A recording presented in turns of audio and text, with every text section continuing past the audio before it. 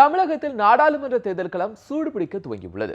திமுக கூட்டணிக்கு எதிராக அதிமுக, பாஜக, பாமக, தேமுதிக கூட்டணி சாத்தியமா என ஆராய்கிறது இந்த சிறப்பு செய்தி தொகுப்பு. மோடி எதிர்ப்பு, எடப்பாடி எதிர்ப்பு என்கிற இரண்டு புள்ளிகள் இணையும் ஒரே கோட்டில் பலமான கூட்டணியை கட்டியிருக்கிறார் ஸ்டாலின். அதனாலேயே மெகா கூட்டணியை கட்ட வேண்டிய நிர்பந்தத்தில் தள்ளப்பட்டிருக்கின்றனர் மோடியும் எடப்பாடியும்.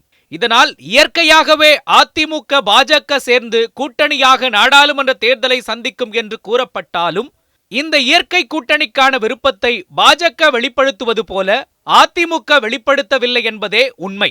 தம்பிதுரை, அன்வர் ராஜா போன்றோரின் விமர்சனம் மட்டுமல்ல, அது குறித்த இபிஎஸ், ஓபிஎஸ் காக்கும் மௌனமும் இந்த முடிவுக்கு நம்மை தள்ளுகிறது.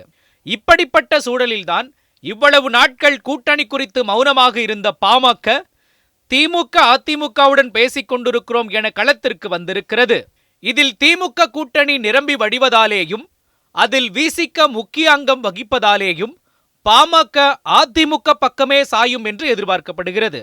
அதே சமயம் கடந்த 2014 தேர்தலுக்கு பிறகு பாஜக மேல் அதிருப்தியில் இருக்கும் பாமக முழு மனதுடன் பாஜக கூட்டணியில் இடம்பெறுமா என்பதும் சந்தேகமே. இதனாலேயே பாஜக இல்லாமல் அதிமுகவும் பாமகவும் மட்டும் தனித்து நிற்க வாய்ப்பிருக்கிறது என்று யூகங்கள் உலவுகின்றன.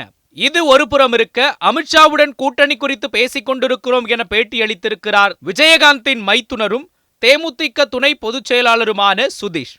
இதனால் அதிமுக, பாமக ஒரு கூட்டணியாகவும், தேமுதிக, பாஜக ஒரு கூட்டணியாகவும் களமிறங்கலாம் என்கிற கருத்து முன்வைக்கப்படுகிறது.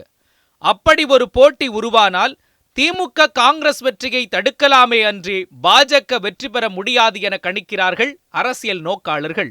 அதனாலேயே அதிமுக, பாமக, தேமுதிகவை இணைத்து போட்டியிட வேண்டிய கட்டாயத்தில் பாஜக இருப்பதாக தோன்றுகிறது. ஒருவேளை அப்படி ஒரு மெகா கூட்டணியை பாஜக கட்டிவிட்டால், யார் தலைமை என்பதில் தொடங்கி ஆளுங்கட்சியான அதிமுகவிற்கு எத்தனை சீட் என்பது வரை பல்வேறு சிக்கல்கள் அதில் நிறைந்திருக்கின்றன. அது மட்டுமின்றி பாமகவிற்கும் தேமுதிகவிற்கும் இருந்த உரசல்கள் கடந்த 2014 தேர்தலில் வெளிப்படையாக தெரிந்த நிலையில் இரு கட்சிகளும் தற்பொழுது இணக்கமாகிவிட்டனவா என்பதும் பதில் தெரியாத கேள்வியே.